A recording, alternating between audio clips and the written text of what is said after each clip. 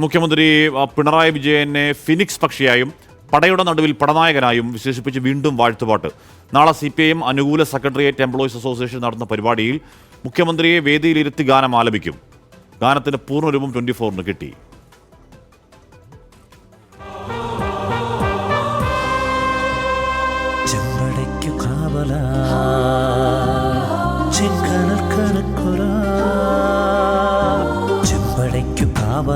ചെങ്കനൽ കണക്കൊരാൾ ചെങ്കൊടിക്കരത്തിലേന്തി കേരളം നയിക്കയാ.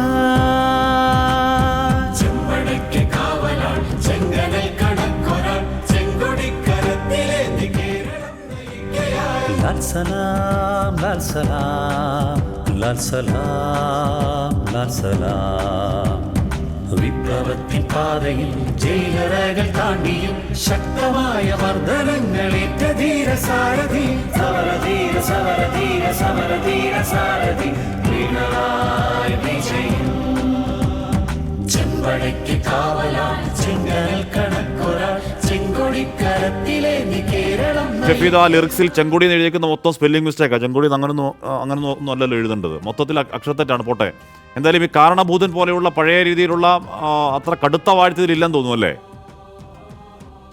ഹഷ്മി, താരതമ്യേന നോക്കുകയാണെങ്കിൽ നമ്മൾ ഈ കാരണഭൂതൻ തിരുവാതിര അതിന്റെ അത്രയും വാഴ്ത്തില്ല. പക്ഷെ എങ്കിൽ കൂടി വാഴ്ത്തുണ്ട് എന്നുള്ളതാണ് നമുക്ക് ഈ പാട്ട് കേൾക്കുമ്പോൾ, ഈ ഗാനം കേൾക്കുമ്പോൾ മനസ്സിലാകുന്നത്. ഈ ഗാനത്തിന്റെ പേര് തന്നെ കാവലാൾ എന്നുള്ളതാണ്. ഈ ഗാനം തുടങ്ങുന്നത് ചെമ്പടയ്ക്ക് കാവലാൾ ചെങ്കനൽ കണക്കൊരാൾ ചെങ്കൊടി കരത്തിലേന്തി കേരളം നയിക്കുകയായി എന്നുള്ളതാണ്. മാത്രവുമല്ല, ഇതിനപ്പുറത്തേക്ക് കൂടുതൽ വാഴ്ത്തുകൾ മുഖ്യമന്ത്രിയെ കുറിച്ച് പറയുന്നുണ്ട്. അതിൽ പറയുന്ന പ്രധാനപ്പെട്ട ചില കാര്യങ്ങൾ, അത് നമ്മൾ ഈ കോവിഡ്, അതേപോലെ തന്നെ പ്രകൃതി ദുരന്തങ്ങൾ, ഇതടക്കമുള്ള കാര്യങ്ങളിൽ കേരളത്തിന് കരുത്തനായി നിന്നു എന്നൊക്കെ പറയുന്നുണ്ട്.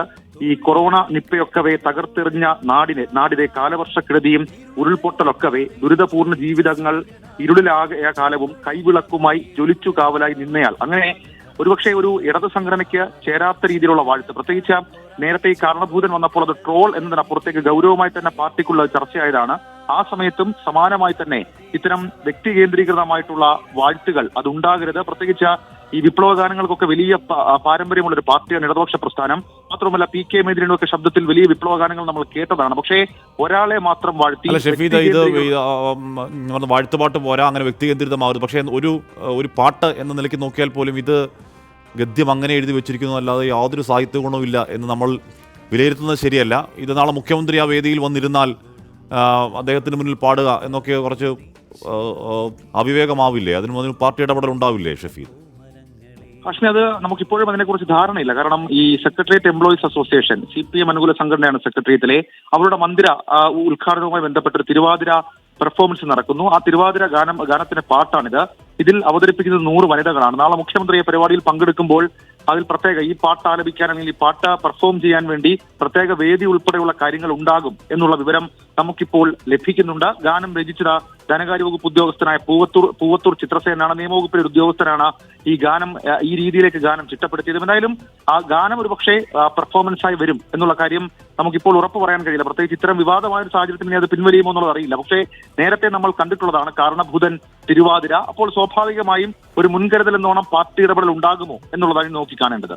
ഓക്കെ, ഷഫീദ് റാവുത്തറാണ് വാർത്തയുടെ വിവരങ്ങൾ നൽകിയത്. നാളെ ഈ പറയുന്ന ഗദ്യപദ്യം നാളെ മുഖ്യമന്ത്രി പിണറായി വിജയന് മുമ്പിൽ അവതരിപ്പിക്കുമോ എന്നൊക്കെ കാത്തിരുന്ന് കാണാം.